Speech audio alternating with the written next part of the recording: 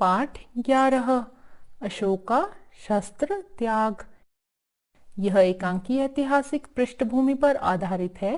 सम्राट अशोक अपनी विजय लालसा की संतुष्टि के लिए कलिंग पर आक्रमण करते हैं, किंतु विजय प्राप्त नहीं होती। सम्राट का हृदय परिवर्तन होता है और वे युद्ध सदैव के लिए त्याग कर अहिंसा का मार्ग अपना लेते हैं। आइए पढ़ें। पहला दृश्य। एक मैदान में मगध के सैनिकों के शिविर लगे हैं।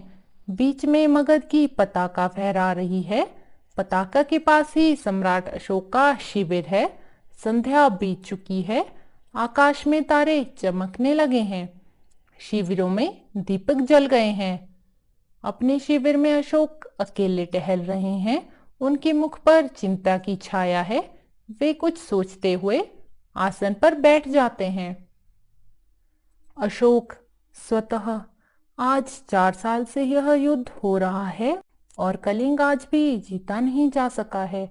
दोनों ओर के लाखों आदमी मारे गए हैं, लाखों घायल हुए हैं, पर हम आज भी असफल हैं। क्या होगा इसका परिणाम? द्वारपाल सिर झुकाकर, राजन, संवाददाता आना चाहता है। अशोक आने दो। संवाददाता प्रवेश कर। महाराज अशोक की जय हो। शुभ संवाद है।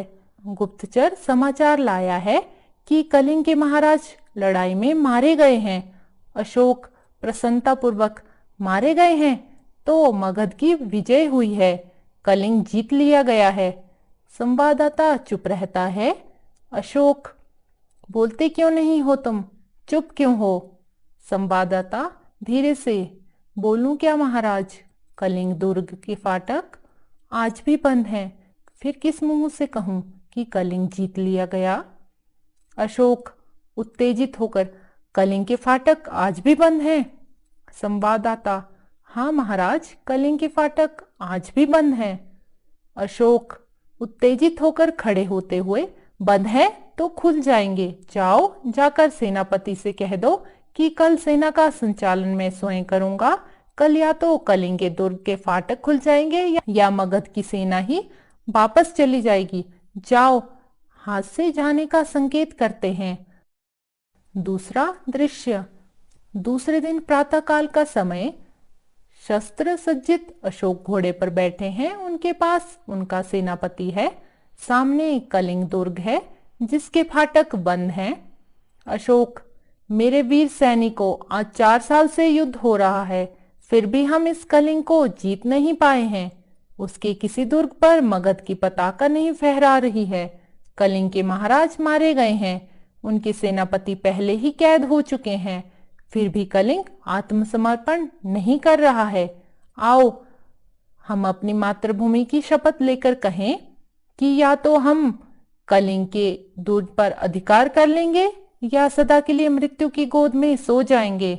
सब सैनिक तलवार खींचकर, मगध की जय, सम्राट अशोक की जय। सहसा दुर्ग का फाटक खुल जाता है। सब आश्चर्य से उधर देखने लगते हैं। उनकी तलवारें खींची रह जाती है। शस्त्र सज्जित स्त्रियों की विशाल सेना फाटक के बाहर निकलने लगती है। सेना के आगे पुरुष भेष में एक वीरांगना है जो सैनिक भेष में साक्षात चंडी सी दिखाई देती है। यह कलिंग महाराज की लड़की पद्मा है। स्त्रियों की सेना अशोक की सेना से कुछ दूरी पर रुक जाती है। अशोक के सिपाही मंत्रमुग्ध से देखते रह जाते हैं। अशोक भी चकित रह जाते हैं। पद्मा आगे बढ़कर अपनी सेना से, बहनों, तुम वीर कन्या, वीर भगिनी और वीर पत्नी हो। मुझे तुमसे कुछ नहीं कहना है। जिस सेना ने तुम्हारे पिता, भाई, पुत्र और पति की हत्या की है वह तुम्हारे सामने खड़ा है। आज उसी से तुम्हें लोहा लेना है। तुम प्रण करो कि जननी जन्मभूमि को पराधीन होते देखने के पहले तुम सदा के लिए अपनी आंखें बंद कर लोगी। अशोक स्वतः यह कौन है? क्या साक्षात दुर्गा कलिंग की रक्षा करने के लिए युद्ध भूमि में उतर आई है? शेष सैनिक भी सभी स्त्रियां हैं। क्या स्त्रियों से भी युद्ध करना होगा? क्या अशोक को स्त्रियों का भी वध करना होगा? ना ना, मैं स्त्रीवध नहीं करूंगा, मुझे विजय नहीं चाहिए। मैं यह पाप नहीं करूंगा, मैं शस्त्र नहीं चलाऊंगा। प्रकट। सैनिकों, स्त्रियों पर हाथ न उठाना, आगे बढ़कर। तुम कौन हो देवी? पद्मा। मैं कलिंग महाराज की कन्या हूँ। मैं हत्यारे अशोक की सेना से लड़ने आई हूँ। जब तक मैं हूँ, मेरी ये वीरांगनाएं हैं। कलिंग के भीतर कोई पैर नहीं रख सकता। कहाँ है अशोक?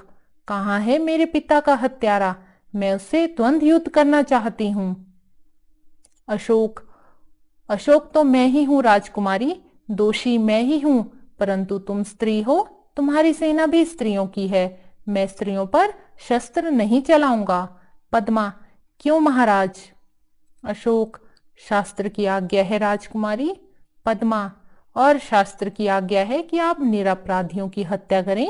शास्त्र की आज्ञा है कि आप अपनी विजय लालसा पूरी करने के लिए लाखों माताओं की गोद सूनी कर दें, लाखों स्त्रियों की मांग का सिंदूर पोंछ दें। फूंक दे शास्त्र को जो आपको यह सिखाता है।